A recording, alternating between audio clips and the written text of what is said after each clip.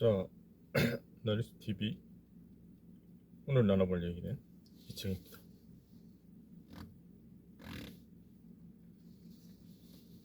어느 투자자의 해상.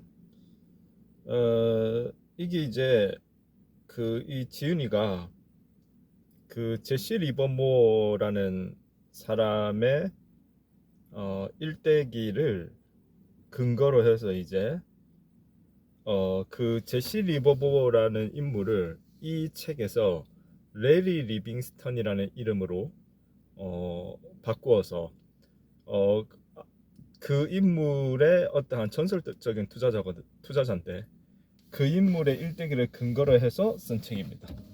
그래서 이를테면 뭐 투자에 관심이 많으시거나 어떤 뭐 주식 투자의 대가들의 어떠한 여러 가지 일대기에 관심이 많으신 분들은 읽어볼 만한 책이 될 텐데, 근데 제시 리버모는 결국에는 마지막에는 이제 엄청나게 파란만장하게 엄청난 수익도 내고 실패도 하고 수익도 내고 실패도 하고 수익도 내고 이런 식으로 하다가 결국 이제 마지막에는 자살로서 삶을 마감하는 그러한 최종적으로는 비극적으로 끝나기는 했는데, 그런데 사실은 이분이 이제 수익을 낼 때 정말 어마어마한 수익을 내서 어쨌든 이때 당시 이제 옛날이 될 텐데요. 이때 당시에 이제 투자에 엄청난 기재였던 그러한 분의 일대기가 되겠죠.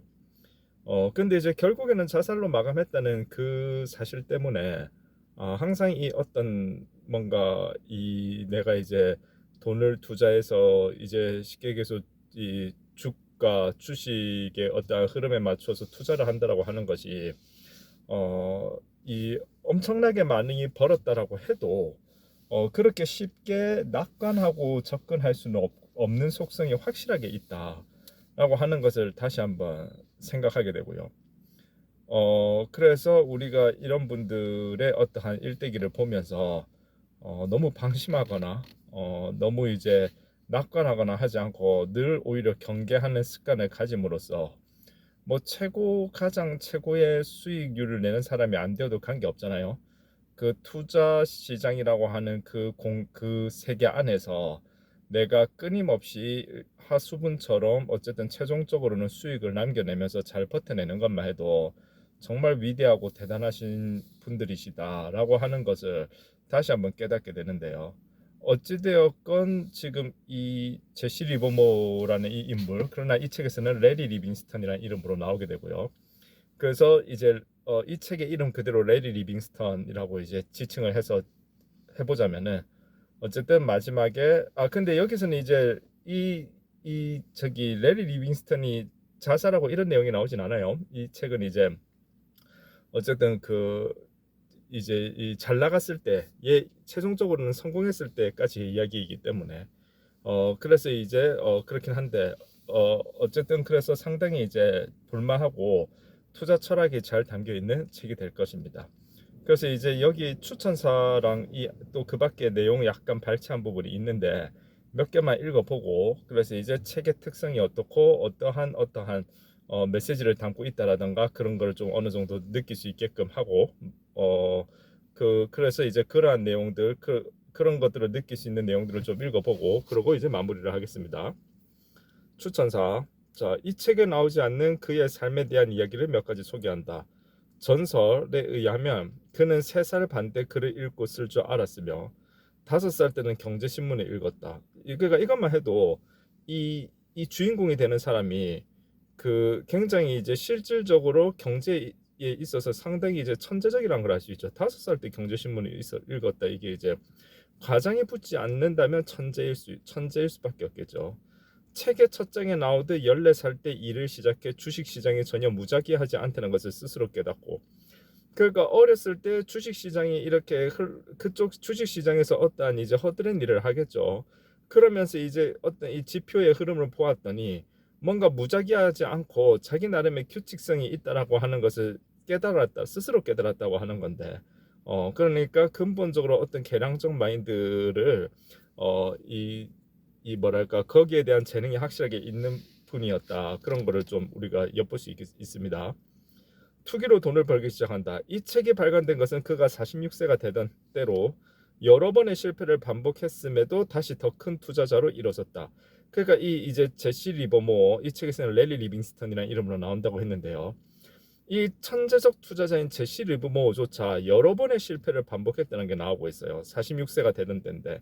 그러니까 이 천재적 투자자조차 엄청난 실패를 여러 번 경험하면서 극복하고 이겨냈다는 것을 알 수 있죠. 그러니까 사실 이제 우리가 투자를 하다가 이제 실패하는 그러한 상황도 마주할 수 있는데, 좌절하지 말고 다시 한번 돌아보고 다시 한번 일어설 수 있다라고 하는 그런 이제 조금 희망을 한번 가져볼 수 있는 그런 포인트가 될 겁니다. 이분조차도 여러 번의 실패를 반복했다고 하니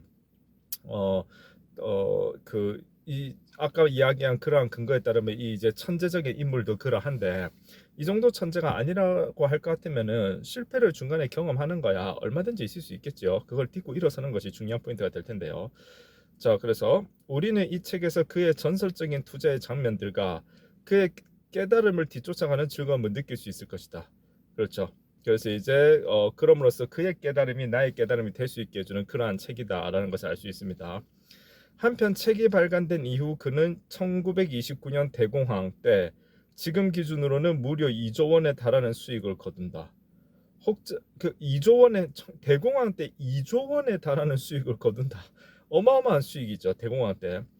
혹자는 이런 이유로 제시 리버모어를 역사상 가장 많은 수익을 낸 개인 트레이더로 논하기도 한다. 하지만 이혼과 재혼을 반복하며 가정이 불안정해졌고, 그러니까 이분은 사실상 투자도 성공과 실패를 여러 번 경험했는데 결국 천재적 감각 때문에 성공을 했지만 지금 자신의 사생활이 이혼과 재혼을 반복하며 가정이 불안정해졌다고 되어 있죠. 그러니까 사실상 이분은 성향 자체가 뭔가 안정적인 형태로 뭔가를 이 견고하게 쌓아가는 그런 스타일은 좀 아니지 않는가.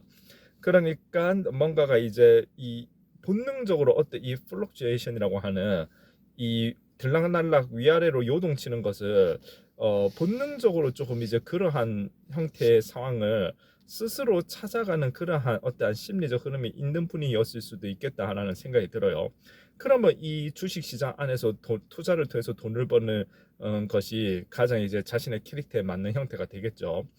그러니까 가정도 어찌되었고 이혼과 재혼을 반복하면서, 근데 이거는 이제 뜻과 달리 점점 불안정해졌죠, 가정이. 이때쯤엔 재혼한 부인의 가수비 등으로 스트레스를 받기로 했다. 그러니까 이 재혼한 부인도 대단한데 대공황 때 무려 2조 원의 수익을 달아낸 사람인데, 근데 어쨌든 재혼한 부인이 얼마나 가소비를 했기에 이 제시 리버모어가 스트레스를 받았는지 이것도 좀 웃음이 나오죠. 그러다 다시 이혼하고 부인이 아들을 총으로 쏘는 사고 등을 겪으며, 그러니까 부인도 뭔가 불안정한 분이셨고 그런 것 때문에 이런 뭐 과수비나 아들을 총으로 쏘는 사고 등을 일으켰다는 것을 알 수 있겠죠. 근데 아마 보나마나 그럼에도 불구하고 제시 리버모어가 이 사람을 부인으로 뒀다는 것은 보나마나 엄청난 미인이었을 것이다. 이런 짐작이 가능합니다. 그의 정신 건강은 급격히 무너졌는지도 모른다. 몇 년 지나지 않아 그는 다시 2조 원에 달하는 자금의 파산 신청을 했다. 와, 그러니까 2조 원을 벌었다가 또 2조 원에 달하는 자금의 파산을 신청했대요. 마지막 부인은 제시 리버모어와 지원하기 전에 최소한 2명의 전 남편이 자살로 삶을 마감했다. 그러니까 마지막 부인은 이미 2명의 전 남편을 자살로 마감하게 된 그러한 삶을 산 부인을 마지막 부인으로 뒀다는 거예요. 그 마지막 부인도 삶이 이제 굉장히 예사롭지는 않고, 그러니까 제시 리버모어 자체가 선택이 뭔가 안정적인 선택을 하는 그러한 분은 확실하게 아니다. 매사가 뭔가가 불안정을 오히려 본인이 추구하는 측면이 있지 않나 하는 거를 이런 데서 이제 좀 파악을 할 수가 있죠. 건강한 관계라 보기 어려울 수도 있다. 그러나 여러 기록에 의하면 그가 자살할 무렵에는 소문대로 비투성이는 아니었던 모양이다. 이게 지금 자살로서 마감했는데 이 사람이 2조 원에 달하는 자금의 파산 신청을 했음에도 불구하고 또 여러 기록에 의하면 그가 자살할 무렵에는 소문대로 비투성이는 아니었던 모양이다. 그러니까 빚을 또 상당히 차감해냈다라는 걸 우리가 짐작해낼 수가 있어요. 그러니까 엄청난 투자의 기재인 걸 확실한 것 같아요. 나이가 들면서 높은 기대감을 충족시켜야 한다는 피로감이 쌓인 것은 아닐까. 그죠?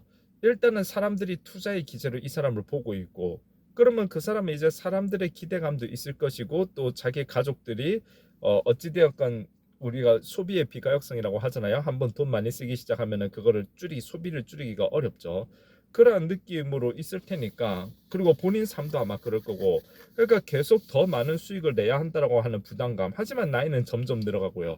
나이가 든다는 건 어쨌든 뇌의 운동이 점점 약화될 가능성이 높고, 물론 경험치는 더 많이 쌓이지만, 그렇다 보면 젊었을 때보다 샤프한 판단을 조금 못하게 될 가능성도 있는데, 그렇게 되는 상황에서 뭔가 수익은 더 많이 내야 되는 상황으로 향해 가고, 이러면 상당히 지쳐갈 수 있겠죠.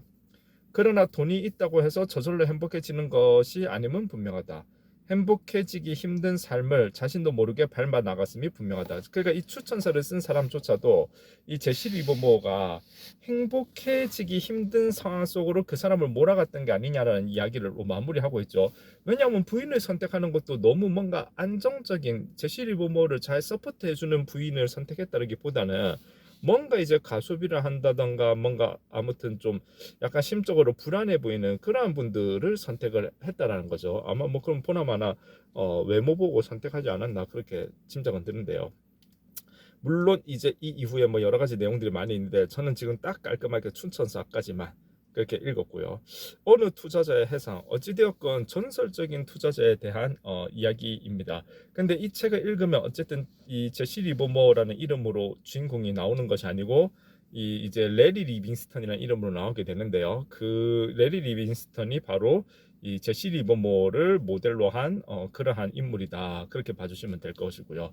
어쨌든 뭐 투자에 관심이 있는 분들은 더 그럴 것이고, 없는 분들이라고 해도 이 저기 그 이 뭐랄까 상당히 이제 지금 딱 이 추천서만 봐도 이분의 삶이 예사롭지 않았다라는 걸 우리가 짐작할 수 있죠. 그래서 이제 예사롭지 않은 그런 분의 삶을 우리가 엿볼 수 있는 그런 기회가 된다. 그렇게 말씀드릴 수 있고, 어쨌든 그런 책이 될 것입니다. 어쨌든 재밌는 스토리가 많이 있었던 걸로 기억이 돼요. 제가 사실 읽은 지가 좀 오래되긴 했는데, 네, 감사합니다.